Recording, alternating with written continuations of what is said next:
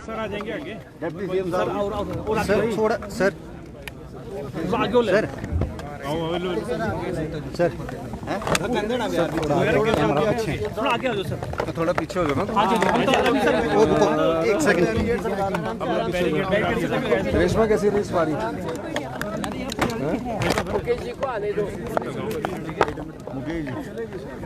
चलो फिर चलो पीछे जाओ, पीछे पीछे।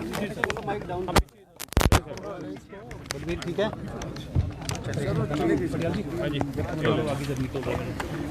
सर।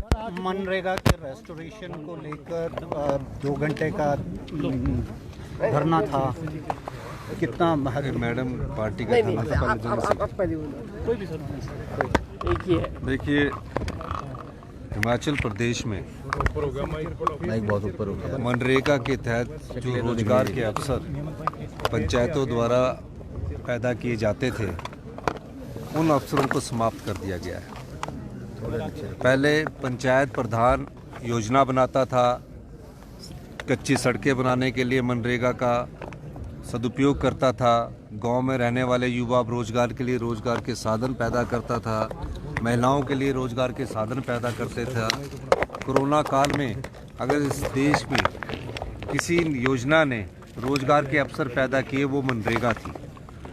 भारतीय जनता पार्टी की सरकार ने मनरेगा को समाप्त कर दिया है। समाप्त करने का मतलब ये है कि उसका नामकरण तो बदला ही है, लेकिन उसकी आत्मा पूरी तरह ख़त्म कर दी गई है। अब पंचायत प्रधानों के हाथ में वो शक्तियाँ नहीं रहेगी, पंचायत सेक्रेटरियों के हाथ में वो शक्तियाँ नहीं रहेगी। डॉक्टर मनमोहन सिंह जी ने और श्रीमती सोनिया गांधी जी ने ये योजना इसलिए बनाई थी ताकि जो हिंदुस्तान की जो जनसंख्या है उसको घर दरवाजे पर रोजगार मिले, और इसमें सारा धन का प्रावधान जो था वो भारत सरकार द्वारा किया जाता था। जिस समय ये बिल पास हुआ तो विश्व का एक ऐसा बिल था जहाँ घर दरवाजे के पास 2 किलोमीटर के दायरे में रोजगार के अवसर पैदा करने पड़ेंगे। अगर अवसर पैदा नहीं होंगे तो उन्हें बेरोजगारी भत्ता दिया जाएगा। इस प्रकार की योजना पिछले 20 साल से चल रही थी। भारतीय जनता पार्टी ने जो गांव में रहने वाले युवा साथी हैं, जो मजदूर हैं, जो गरीब हैं, जो महिलाएं मनरेगा में काम करके अपने परिवार का पेट पालती थी, उनके पेट पर भारतीय जनता पार्टी की सरकार ने लात मारी है। हिमाचल प्रदेश संगठन की तरफ से आज 2 घंटे का धरना दिया गया था, जिसमें हमारी राजनीति उससे देंगे तो क्योंकि 100% हमारी सरकार उसको देती थी।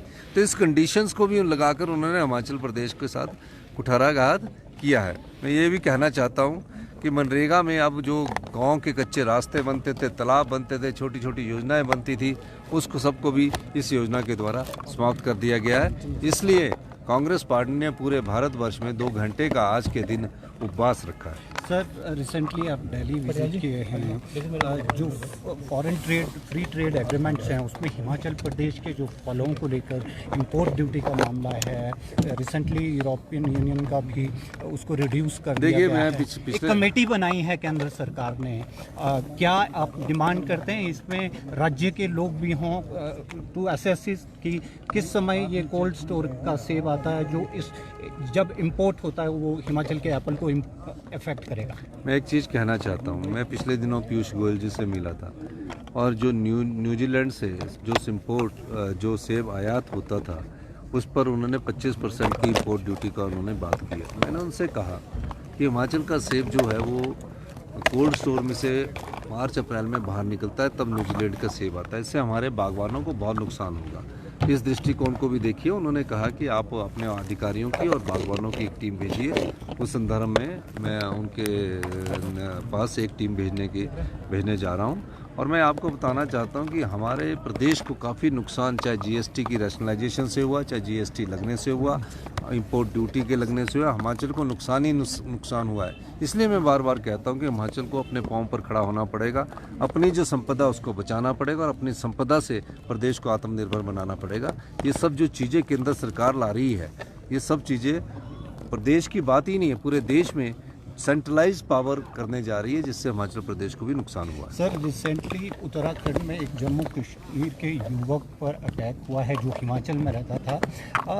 इस तरह की घटनाएं जो शॉल बेचने वाले हैं हिमाचल में भी हो रही हैं, क्या आप इंश्योर करेंगे उनकी सुरक्षा? क्योंकि देश के संविधान में जो हिंदुस्तान का नागरिक है उनको सुरक्षा देना हमारा अधिकार है, चाहे कोई भी है। Sir Thank you. यूसीसी को लेकर जिस तरह से क्या कहेंगे आप किसी बात मैं बात आज एक धरना AICC के कॉल पर किया गया। अखिल भारतीय कांग्रेस का ये हमें आदेश दिया था कि 5 तारीख से 5 फरवरी तक 15 तारीख से 5 फरवरी तक हम एक आंदोलन करेंगे। लास्ट के जो संसद का सत्र हुआ जिसमें उन्होंने मनरेगा ख़त्म कर दिया गया। जो मनरेगा हमारी सोनिया जी का और मनमोहन सिंह जी का एक सपना था, जिसमें हर एक के गरीब को काम, जो भी मांगता है उसको काम मिलेगा, ऐसे उन्होंने आश्वासन दिया था और उसमें उनको मिल रहा था।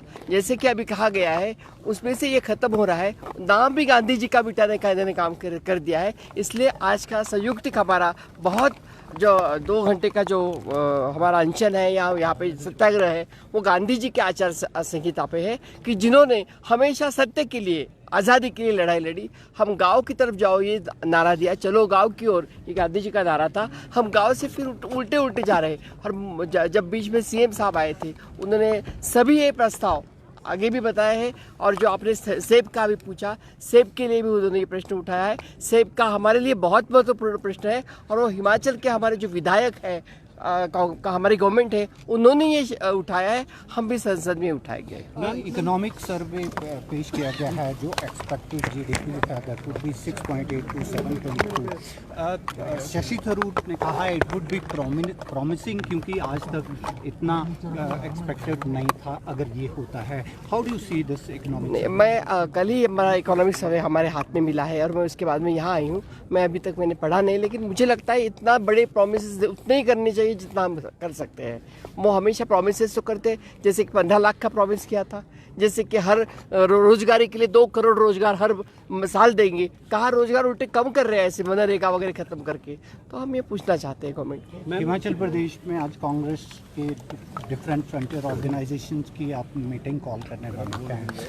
जो संगठन सृजन अभियान है उसके तहत क्या स्थिति है हिमाचल प्रदेश के राज्य की? बॉडी फुली कब कॉन्स्टिट्यूट की जाएगी? और क्योंकि अपकमिंग पंचायत इलेक्शन हम जल्द से जल्द वो सब करने की कोशिश कर रहे हैं। परसों हमारी मीटिंग विनय कुमार जी और हम गए थे और हमारे संगठन सचिव जो है वेणुगोपाल जी, उन्होंने सभी संगठन सृजन वाले स्टेटों की मीटिंग ली थी और संगठन सृजन के माध्यम से हमारे अध्यक्ष चुने गए। जल्द से जल्द हम सब कमेटियां बनाएंगे। राज्यसभा के चुनाव भी शेड्यूल्ड हैं, क्या किसके? राज्यसभा हिमाचल में एक सीट खाली होने वो अभी तो उसका कोई चर्चा नहीं है।